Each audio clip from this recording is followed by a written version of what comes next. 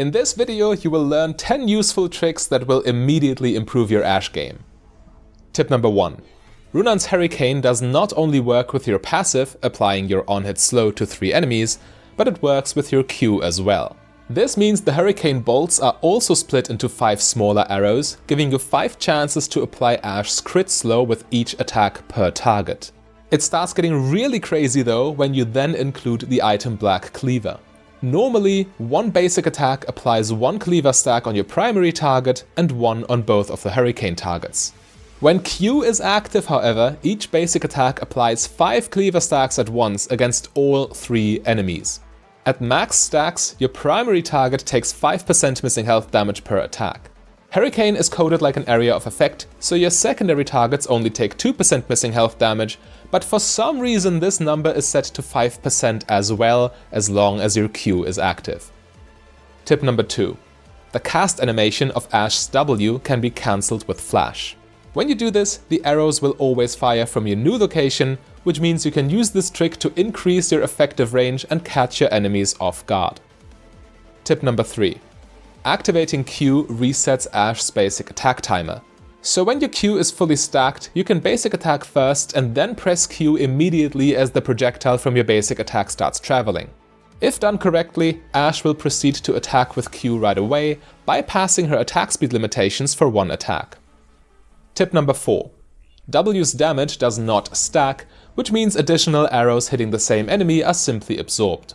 Therefore, you should not use W at point-blank range, but instead fire from a distance which allows your arrows to spread out and hit multiple enemies.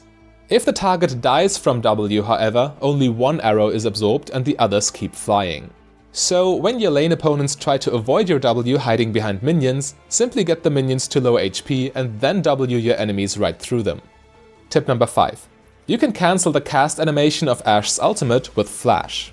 When you do this, the arrow will be fired from your original location. While you can go for the occasional outplay with this trick, it is most commonly used if you find yourself cornered and need both your ultimate and your flash to escape. Tip number 6. Ashe's Q is a strong tool for pressuring enemy towers due to its attack speed boost, but keep in mind that you cannot stack it up against towers. Therefore, simply stack Q while clearing the enemy minion wave and then cast it when hitting the tower. And make sure to combine this with the aforementioned basic attack reset mechanic.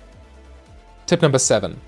Your ultimate can only hit champions, but the splash damage upon impact will also hit minions and monsters.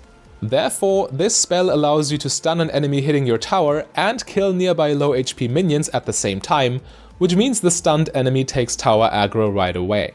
Technically, you can also use the splash damage to steal Baron or Dragon when enemies are trying to take one of those, but pulling this off is really difficult and highly situational.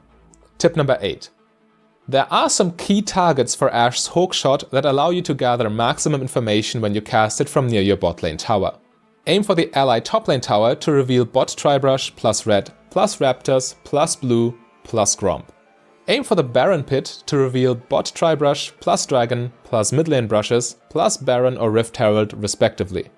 Aim right between the enemy tier 1 and tier 2 top tower to reveal bot Tribrush plus dragon, plus scuttle, plus raptors, plus red, plus Crux. Aim for the enemy tier 3 mid tower to reveal blue, plus wolves, plus enemies rotating through mid lane. Tip number 9. Ashe's ultimate might have global range, but it is actually very hard to hit when shooting from one lane to another. Enemies are constantly kiting back and forth in their lanes, which means they have a high chance of dodging your arrow randomly even when they don't see it coming. If you still want to go for a long-range stun play, you should fire your ult from base rather than from another lane, since enemies running back and forth are still staying in your line of fire from this position. Tip number 10. Ashe's passive is a form of soft crowd control with basically no cooldown. This means she can abuse Cheap Shot, Approach Velocity, and even Imperial Mandate really hard. The most relevant of these effects is Approach Velocity, which should be taken 100% of the time when playing Ashe AD carry, as it greatly increases your kiting and chasing potential. If you want to learn more about Ashe, such as optimal runes and item builds, just click the link on your screen.